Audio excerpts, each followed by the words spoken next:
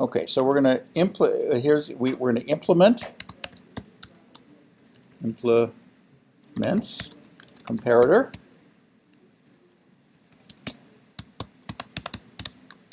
Of type string. Okay, so, and we're going to get into a little bit more of what's implements comparator. Okay, so we need to add the import and then implement the abstract methods.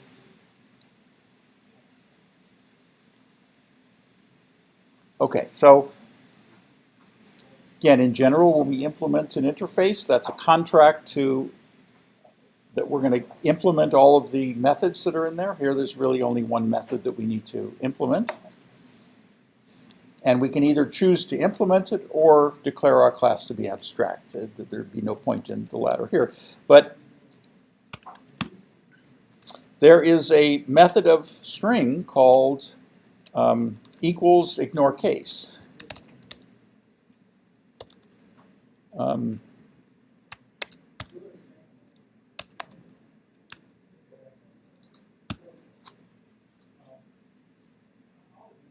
Okay, so it wants an int. So how can we turn this into an int? We can use that kind of triumvirate thing that if it's true, we're going to return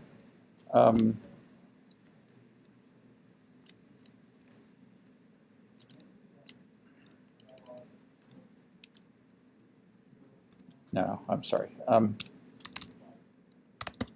Here's what I'm going to do. I'm going to turn the whole thing to lowercase and compare that to O2 to lowercase. Sorry. So the method in question is to lowercase, and what do you suppose that does? It takes a string and it turns it into, well, it doesn't turn it into a lowercase. It returns a string which is identical to the string that you're invoking it on, but with all of the uppercase ones turned to lowercase. There's also a to uppercase. So now, it does nothing to the string itself, because remember, why?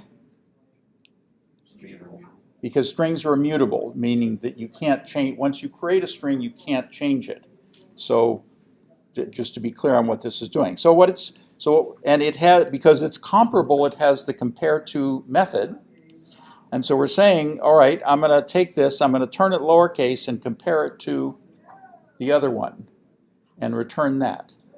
And so now if I have two strings that are equal except up to case, they're going to be treated as the same.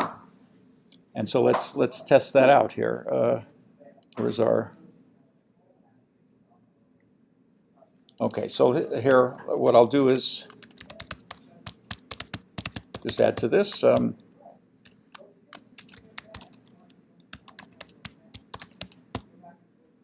It's in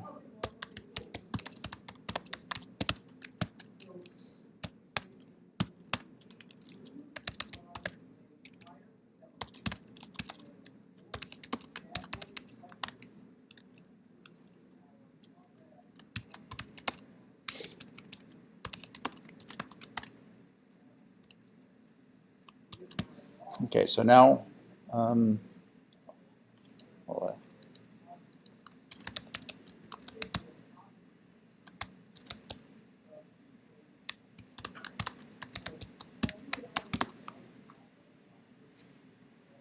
oops.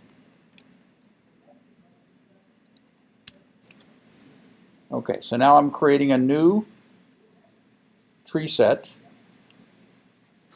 and I'm giving it this comparator here, and so I'm going to just add all of the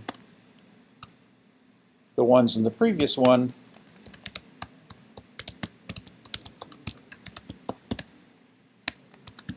And we print that out, and we will see that in the first one, all right, what the heck happened?